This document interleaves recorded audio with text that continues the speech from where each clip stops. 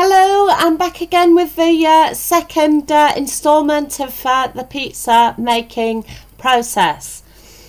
Yes, I've got a chopping board type surface here. I've got a lamp on at the moment. It's getting a bit dingy in here. I must say as well, while I'm at it, like, actually a lamp in the kitchen isn't a bad idea, you know. I've found one of my boyfriends and I used to make the kitchen into a restaurant by having a lamp there, and all you needed was a lamp to make a restaurant and relax feeling in your kitchen. And that's for the adults watching this perhaps, but really, you know, of an evening it's quite nice with a lamp in the kitchen. I've noticed the Portuguese seem to favour lamps quite a bit, and you know, it is quite atmospheric. It's sometimes an alternative, you know. Just thought I'd let you know. But on with the business. Right, so I've got a chopping board here. I've got my plain flour out again that perhaps should be Biro. And I forgot to say as well, yes, I'm thinking onions as well. I've got, like, you can get a 1 kilogram of brown onions from Tesco for 79p. Oops. So, yes, I'm thinking onions as well for the top of the pizza.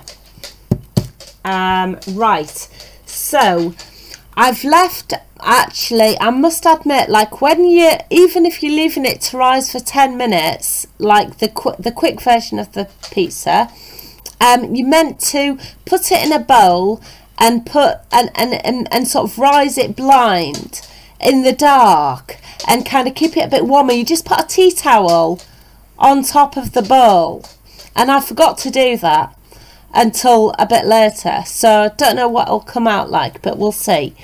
Right, so I've got my rolling pin. I want a bit of flour on the surface.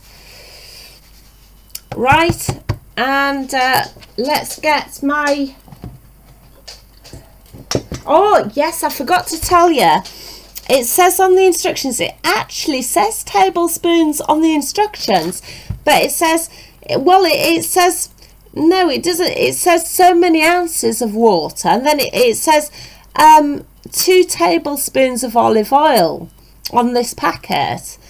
Well, why it should have 1 in ounces and 1 in tablespoons, I don't know. But like, thank goodness I've got a tablespoon now. So I didn't want to waste so much olive oil, so I did 3½ teaspoons full of warm water that I used from water in the kettle that I'd boiled earlier. Like, it was actually still warm, and like, you can actually, like, you know, I mean, if you've got water over left in the kettle, you could also just boil it up quickly for a few seconds or whatever, you know, rather than having to have the hot water on in the house all the time. You know, particularly since it's milder at the moment. I mean, I've got a jumper on, I admit. Oh look, I've got some flour on my sleeve. I admit I've got a jumper on, but, like, you know, I mean, I'm really very, you know, it's very temperate at the moment. So yeah, I'll roll out this pizza. Oh, my tin, I was going to show you my tin. That is my tin. Okay, right, quite thick, quite nice. Yeah, tin. Right, so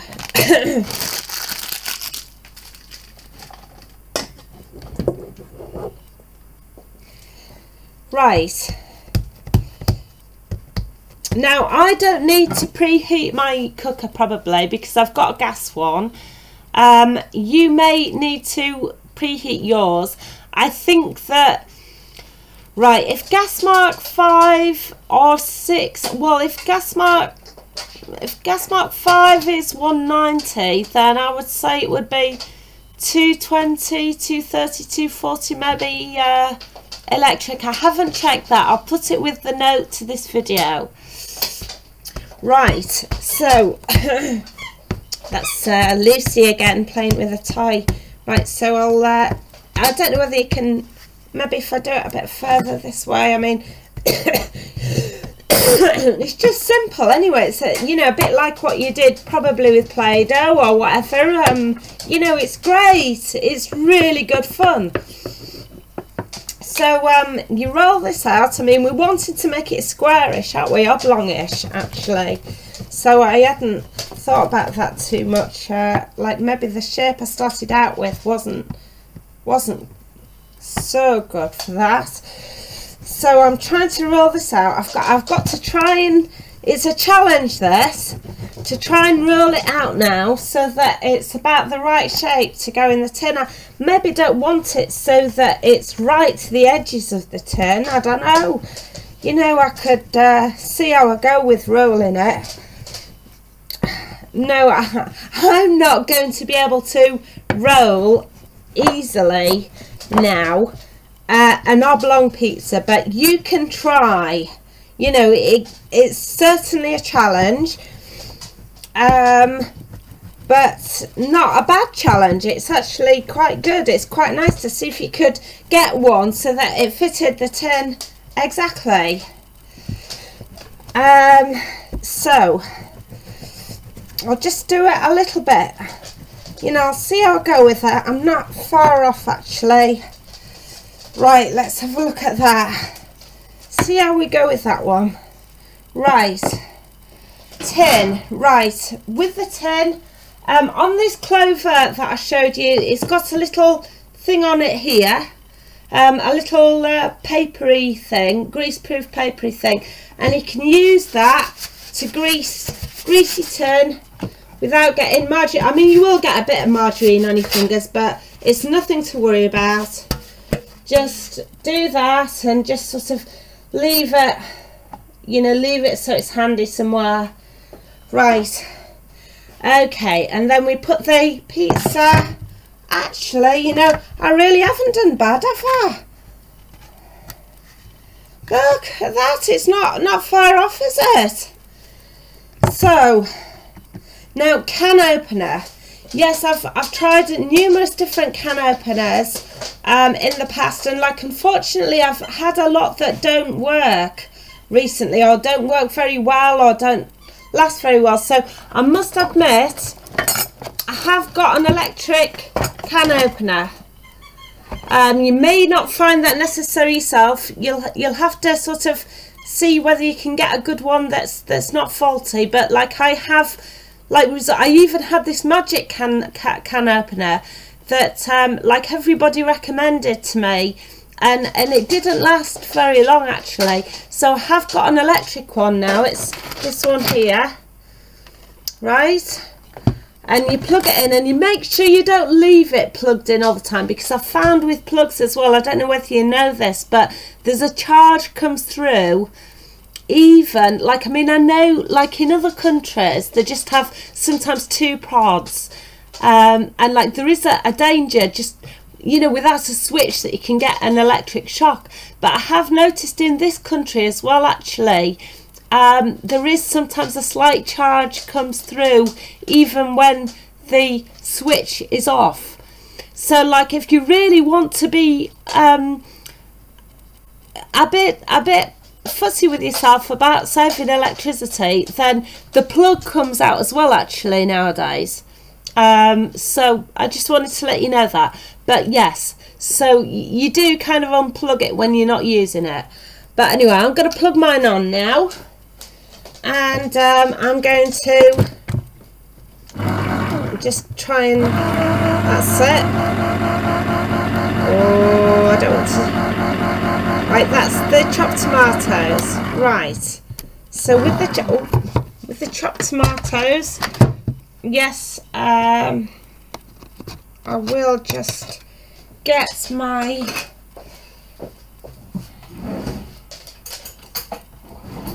special spoon out again, and just lay the tomatoes on the pizza. Try not to get too much juice involved. As I said, there's more tomatoes in these cans, so you know, you're all right.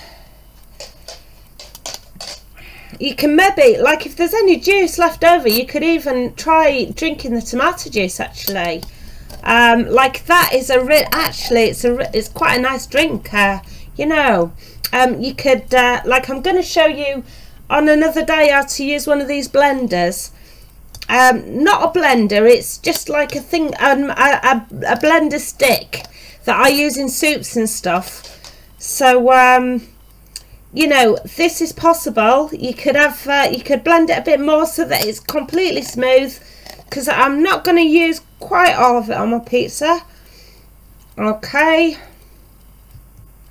Alright, and I'll save that for a drink probably, because I do quite like that. I very rarely have drinks, you know, I don't have a lot of, like, I'll tell you about the drink situation later, but yeah, sometimes it's quite nice to have some blended tomato juice. Okay, so right, now we've got the tomatoes. I don't know whether you can see that on our pizza.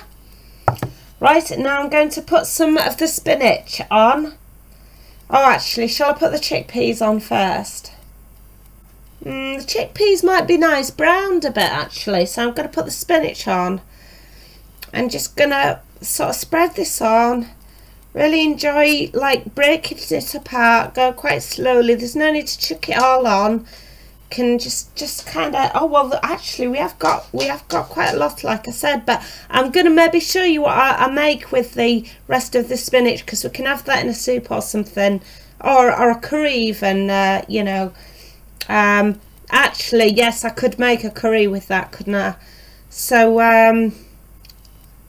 right, we have there's a special Indian dish called sagaloo, actually, which is very nice. So, right, that is great. That's probably enough spinach for that pizza, I think, you know. Yeah. Oh, you know, I'm tipping it and the tomato juice is going to one side. Ah! Oh, dear. I mean, again, like, I am fingering the food, but, like, chefs do that, you know. I mean, if you're in a restaurant, again, a chef will kind of, like, finger the food probably, because they have to, you know. As long as you wash your hands afterwards, there's no big problem. Right, so now I'm going to put, I mean, the tomato has gone to one side a bit because I was showing you, but never mind. So I open the chickpeas now. And where's my spoon gone? Right. Right, I'm going to put some chickpeas on.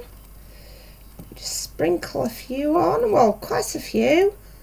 So there's loads in this can, and again, this would make a great Indian dish. Like, we could mix that with the spinach. So I'll maybe do that tomorrow for you, or the next day. Let's see how we go. So. Right, I think that's probably enough of the chickpeas for now. I don't know whether you can see, if I just like that. Okay, right, now I'm going to put the onions on. Right, so I go to a bit of the surface that hasn't got flour on, and I chop up the onions, well, the onion. Right, I don't want that much of it. Again, like, you know, there's no need to go completely mad, but it is tasty. And then just undo it into these lovely little round circles.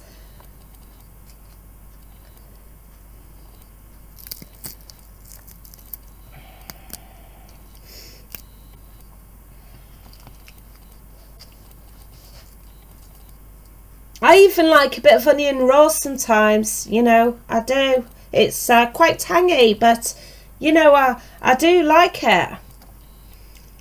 there's, you know, I mean, I have cheese and onions toasters and sandwiches. There's no need to have to buy spring onions. Like these onions will kind of do, really. Right, so that's done there. And then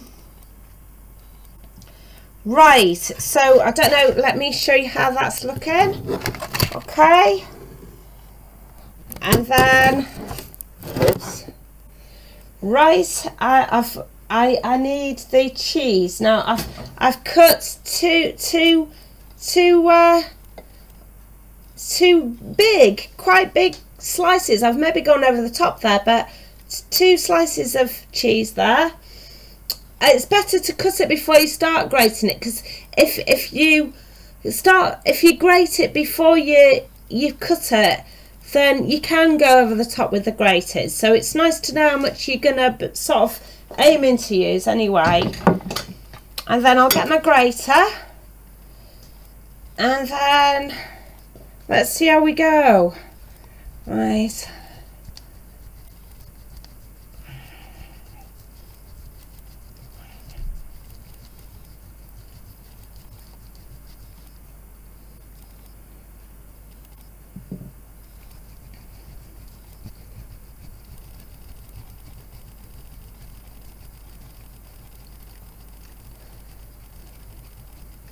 You know, this grater isn't feeling as sharp as it once was. I have got another one. Yeah, I've got this one. Okay, one of the old-fashioned ones. That I think these are slightly sharper, but you do have to be careful. And like, it is a bit dodgy. So it would be nice if there was one of these with sharper things, but like, never mind for now.